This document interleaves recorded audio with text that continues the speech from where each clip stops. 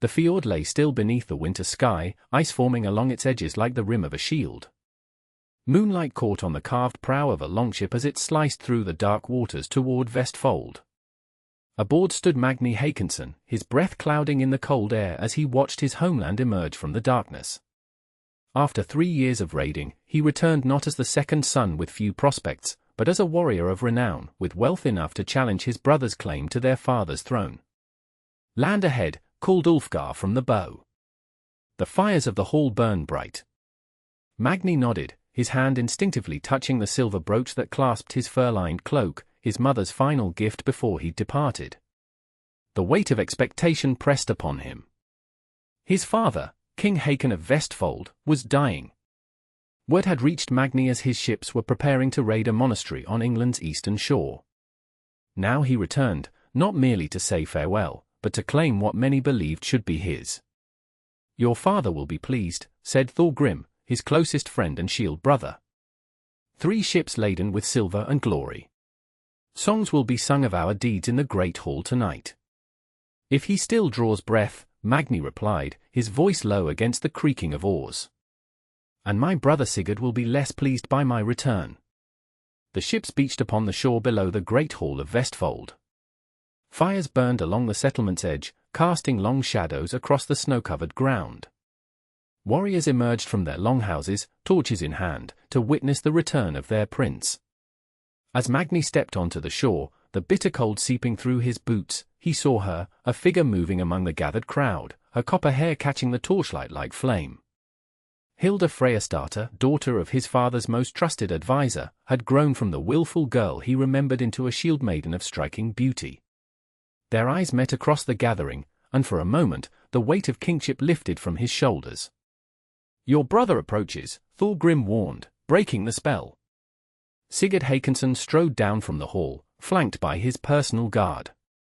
Unlike Magnir's weather-worn appearance, Sigurd was adorned in rich furs and gold, his beard neatly trimmed and braided with golden thread.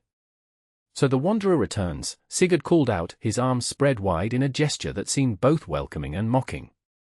"Just in time to witness father pass to Valhalla." "I come to honor him while he still breathes," Magnir replied, meeting his brother's embrace with equal force. "And to bring wealth to our people." "Always the hero," Sigurd murmured, so only Magnir could hear. "But I have ruled in father's stead for 2 winters now. The people know who their king will be." Magnir felt the tension in his brother's grip before they parted, smiles fixed upon their faces for the benefit of the onlookers. The brothers had never been close, but Magnir sensed something had changed during his absence. Sigurd's confidence had hardened into something colder. "Come," Sigurd said, gesturing toward the hall. "Father waits." As they walked up the snowy path, Magnir noticed Hilda following at a distance, her hand resting upon the hilt of her sword. Their eyes met once more, and she nodded slightly, a gesture that carried both recognition and warning. The great hall of King Hakon dominated the settlement, its timbers blackened by years of smoke from the central hearth. Shields and weapons adorned the walls, trophies of victories won and enemies vanquished. Inside, the hall was warm with firelight and crowded with warriors and household members eager to witness the reunion of the brothers. King Hakon lay upon a raised platform, furs piled high around his withered form. Once a fearsome warrior who had claimed the throne through strength and cunning, he was now pale and thin, his long white beard spread across his chest like winter frost. "Father," Magnir said, kneeling beside the platform. "I have returned." The old king's eyes fluttered open, recognition dawning slowly. "Magnir," he whispered, his voice barely audible above the crackling fire. "My son who sought glory across the seas." "I bring wealth for our people and tales of honor for your hall," Magnir said, taking his father's hand. "And I bring peace and prosperity through my rule here," Sigurd interjected, positioning himself on the other side of their father. The old king's eyes moved between his sons. "The gods have blessed me with 2 strong sons, but cursed me with the knowledge that only one can rule." He coughed, his body shaking with the effort. "Tomorrow, at the Thing, I will name my successor." Magnir felt the weight of his father's words settle upon him. The Thing, the assembly where laws were made and kings confirmed, would determine his fate. Rest now, father, Sigurd said smoothly. Conserve your strength for tomorrow's decision. As they left their father's side, Magnir felt a presence beside him. Hilda stood in the shadows, her expression guarded. Walk with me, she said quietly. There is much you should know. Outside, away from the warmth of the hall, Hilda led Magnir toward the edge of the settlement. Snow had begun to fall, soft flakes catching in her hair and on her eyelashes. Your brother has changed since you left, she said once they were alone. He rules with fear rather than respect. Those who speak against him find themselves outcast or worse. And my father allows this. Your father sees only what Sigurd wishes him to see. Hilda's breath clouded in the cold air. He keeps the old king isolated, surrounded by those loyal to him alone. Why do you tell me this? Magnir asked, studying her face in the moonlight. Because I remember the boy who once stood between me and punishment when I broke your father's prized drinking horn. She smiled briefly at the memory. And because Vestfold needs a king who serves his people, not one who demands they serve him. You've grown bold in my absence, Hilda Freyasdotter. I've grown into what I must be. Her hand moved to the pendant at her throat, a small hammer of Thor. I am sworn to the gods and to the protection of our people. My father taught me that before Sigurd had him sent on a mission to distant lands. Freya is gone. Magnir asked, surprised. The old advisor had been as constant as the North Star in his father's hall. For nearly a year now. Sigurd claimed it was to establish new trade routes, but she trailed off, her eye scanning the darkness beyond the settlement. Listen. There are those who would support you, warriors who remember your courage and fairness. But Sigurd has had time to secure loyalties with gifts and promises. I did not return to start a civil war, Hilda. Yet you returned with 3 ships full of wealth, she countered. Why, if not to strengthen your claim? Magnir fell silent, watching the snow gather on the ground between them. When he'd received word of his father's failing health, his first thought had been of succession, of the throne that had always seemed beyond his reach as the second son. Now, standing in the land of his birth, with Hilda's fierce gaze upon him, he found his ambitions complicated by other considerations. The hour grows late, he said finally. Tomorrow at the thing, I will hear my father's decision like all others. And if he names Sigurd, then I will honor his choice, as a son should. Hilda stepped closer, close enough that he could see the determination in her eyes. And if he names you, then I will need allies I can trust, Magnir replied, holding her gaze. Those who serve the people of Vestfold, not merely its king. She nodded, satisfaction evident in her expression. Sleep lightly, Magnir Hakonsson. Your brother's ambition does not rest, even in the dark of night. With those words, she turned and walked back toward the settlement, leaving Magnir alone with his thoughts and the falling snow. Dawn broke cold and clear over Vestfold. The thing would be held at midday, when the sun reached its highest point, though in winter, that height was modest indeed. Magnir had slept in the longhouse of his childhood, surrounded by his most trusted warriors, heeding Hilda's warning. As he prepared himself for the assembly, donning his finest tunic and the arm rings he had earned in battle, Thorgrim entered, his expression grave. The king has taken a turn for the worse, he reported. Some say he may not live to see the thing. Magnir fastened his cloak with his mother's brooch. Then we must hasten to his side. The hall was crowded when they arrived, hushed whispers spreading like ripples in a pool. Sigurd stood by their father's platform, his expression solemn as he addressed the gathered nobles and warriors. My father's strength fails, he announced. But his mind remains clear. He has expressed his wishes to me regarding succession, should he pass before the thing. Convenient, Thorgrim muttered beside Magnir. Magnir pushed through the crowd. I would speak with my father. Sigurd turned, his surprise quickly masked by a welcoming smile. Brother, of course. Though he drifts between this world and the next.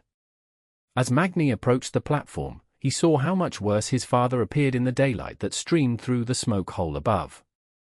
The old king's breathing was labored, his skin ashen. Father, Magnir said, kneeling beside him. King Hakon's eyes opened slowly, recognition dawning. "Magnir," he whispered. "The thing." "Save your strength," Magnir urged, taking his father's hand. "No." The king's grip tightened with surprising strength. "Listen. The kingdom must not be divided." "It won't be," Magnir promised. "I will respect your choice." The old king's eyes drifted past Magnir to where Sigurd stood. Something like fear flickered in their depths. He pulled Magnir closer, his voice barely audible. "Beware the cup, poison." Before Magnir could respond, the king fell back against his furs, his breathing becoming more labored. Healers rushed forward, pushing Magnir aside. "What did he say to you?" Sigurd demanded as Magnir retreated from the platform. "He spoke of unity," Magnir replied, studying his brother's face. "Of the kingdom remaining whole." "Yes, of course," Sigurd agreed quickly. That has always been his concern. From across the hall, Magnir caught sight of Hilda, her expression questioning. He gave a subtle shake of his head, and she slipped away toward the entrance. The morning passed in tense anticipation. King Hakon clung to life, drifting in and out of consciousness. The thing could not begin without him, yet none dared suggest postponing the assembly that would determine Vestfold's future. Midday approached. The people gathered in the clearing where the thing was traditionally held, standing in the bitter cold as they awaited news of their king and the naming of his successor. Magnir found Hilda at the edge of the gathering, her face half hidden by the hood of her cloak. "My father spoke of poison," he told her quietly. "He warned me to beware the cup." Hilda's eyes widened. "There is to be a ceremonial toast before the announcement," she said. "A final sharing of mead between the king and his chosen successor." "A perfect opportunity," Magnir agreed grimly. "We must prevent it," Hilda insisted. "If Sigurd has indeed poisoned your father, we have no proof," Magnir cautioned. "Only the delirious words of a dying man." "Then we must obtain proof," Hilda said, determination hardening her features. "Before the ceremony begins." A horn sounded from the direction of the hall. The crowd turned as one to see Sigurd emerging, flanked by his personal guard.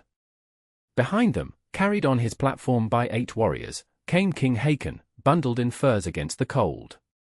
"The king comes to name his successor," called the law speaker, an elder respected for his knowledge of tradition and custom. The crowd parted to allow the procession to reach the center of the clearing, where a flat stone served as the traditional seat of judgment. The platform bearing King Hakon was placed before it, while Sigurd took his position to the right. "Where is Prince Magnir?" the law speaker called. "Let him come forward to hear his father's decision." Magnir moved through the crowd, feeling the weight of hundreds of eyes upon him. He took his place to the left of the stone, opposite his brother. The law speaker raised his hands for silence. "King Hakon will now share the ceremonial mead with his chosen successor, as has been our custom since the time of our ancestors." A servant approached, bearing a ceremonial drinking horn inlaid with silver. Another followed with a pitcher of mead, pouring the golden liquid into the horn. The law speaker took the horn and raised it high. "May the gods witness this sacred moment," he intoned. "May they bless the choice of our king and grant prosperity to Vestfold under its new ruler." He lowered the horn and approached King Hakon. The old king, propped up by attendants, took the horn in trembling hands. His eyes moved between his sons, lingering on Magnir before shifting to the assembled crowd. "I have ruled Vestfold for 30 winters," he said, his voice surprisingly strong. "I have seen our people prosper through trade and conquest. Now I pass the burden of kingship to one who has proven his worth." He raised the horn slightly. "To my successor, wait." Magnir stepped forward, his hand outstretched. "Before we proceed, I would honor an old tradition." Murmurs ran through the crowd. Sigurd's eyes narrowed suspiciously. "What tradition is this?" the law speaker asked. "That the sons of the king first drink to their father's long reign and wisdom," Magnir replied smoothly. "A gesture of respect before one is elevated above the other." The law speaker considered this, then nodded slowly. It is an old custom, seldom observed in recent times, but fitting for such an occasion. I would be honored to drink first to our father, Sigurd said, his voice controlled though Magnir could see tension in his shoulders. No, Magnir countered. As the younger son, the honor should be mine. Before anyone could object, he took the horn from his father's hands and raised it high. To King Hakon, whose wisdom has guided Vestfold through peace and war. May the gods welcome him to Valhalla when his time comes. He brought the horn to his lips but did not drink. Instead, he subtly tilted it, allowing a drop of mead to fall upon the silver brooch at his cloak. The silver tarnished instantly, confirming his suspicions. With practiced sleight of hand, a skill learned from a Saxon prisoner during his raids, Magnir switched the horn with another concealed beneath his cloak, similar enough to pass casual inspection. And to my brother, he continued, offering the substitute horn to Sigurd, may he accept our father's decision with honor, whatever it may be. Sigurd hesitated, his eyes flicking between the horn and Magnir's face. The crowd watched expectantly. To refuse would be to insult both their father and the assembled thing. To our father, Sigurd said finally, taking the horn. He drank deeply, then returned it to the law speaker. Now, King Hakon said, his voice growing weaker, I name as my successor. The crowd leaned forward, tension palpable in the cold air. Magnir Hakonsson, the king declared. Who has proven his worth not only in battle but in wisdom. Who returns not seeking power but prepared to serve. Shocked murmurs swept through the assembly. Sigurd stood rigid, his face a mask of disbelief. This cannot be, he said, his voice tight. I have ruled in your stead these past winters. The people know me as their leader. Yet you sought to hasten my journey to Valhalla, King Hakon replied, loud enough for those nearby to hear. Did you think I would not recognize the bitter taste of death in my mead? That same poison that claimed your mother. Gasps rose from the crowd. Sigurd's hand moved to his sword, but he found himself suddenly surrounded by Magnir's warriors, who had positioned themselves throughout the assembly. This is treachery! Sigurd shouted, looking desperately to his own men. But uncertainty had spread among them, and none moved to his defense. The only treachery here is yours, brother, Magnir said, his voice carrying across the clearing. You would have poisoned our father before the eyes of gods and men. The law speaker stepped forward, his expression grave. These are serious accusations, made at a sacred gathering. What proof do you offer, Prince Magnir? In answer, Magnir held up the original horn, showing the tarnished silver lip where the poison had touched. This horn contains death. Had our father drunk from it, he would now be making his journey to Valhalla. And how do we know it was Prince Sigurd who poisoned it? The law speaker pressed. I do not claim to know who placed the poison, Magnir replied carefully. Only that it was present and that my brother seemed eager for our father to drink. This proves nothing. Sigurd spat. This is a ploy to steal my birthright. Then drink, Hilda called out, stepping forward from the crowd. Drink from the horn you intended for your father. All eyes turned to Sigurd, who paled visibly. I will not be tested like some thrall accused of theft. Your refusal speaks louder than any test, the law speaker observed. Prince Sigurd, you stand accused of attempting to murder your father, the king, before the assembled thing. How do you answer? Instead of replying, Sigurd drew his sword and lunged toward his father's platform. If I cannot rule Vestfold, then neither shall my brother. Magnir intercepted him, their swords meeting with a clash that rang across the clearing. The crowd scattered as the brothers fought, their blades flashing in the winter sunlight. You were always father's favorite, Sigurd snarled, pressing his attack. Even when you abandoned Vestfold for glory across the sea. I left because there was no place for me here, Magnir countered, parrying a vicious strike. You made that clear enough. Their swords locked, bringing them face to face. I only wanted what was mine by right, Sigurd hissed. What father would have given me had you not returned? And you would kill him to claim it.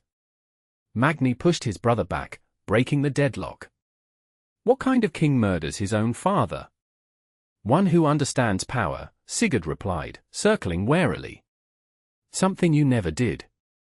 He attacked again, his blade aiming for Magnir's heart. But years of raiding had honed Magnir's skills beyond those of his brother. He sidestepped the thrust and brought the pommel of his sword down on Sigurd's wrist, causing him to drop his weapon. Disarmed and surrounded, Sigurd fell to his knees, defeat evident in every line of his body. "Kill me then," he said bitterly. "Complete your victory." Magnir lowered his sword. "No. Blood has ruled us too long. Father's judgment stands, but not your execution." He turned to the law speaker.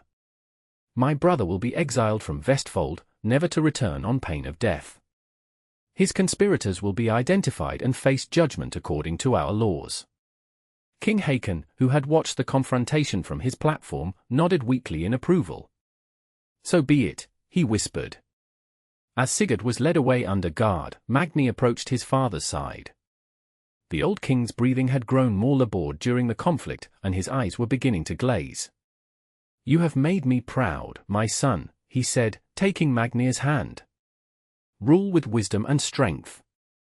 "I will, father," Magnir promised. "And find happiness," the king added, his gaze shifting to where Hilda stood nearby. "Power alone cannot warm a man's heart through the long winters."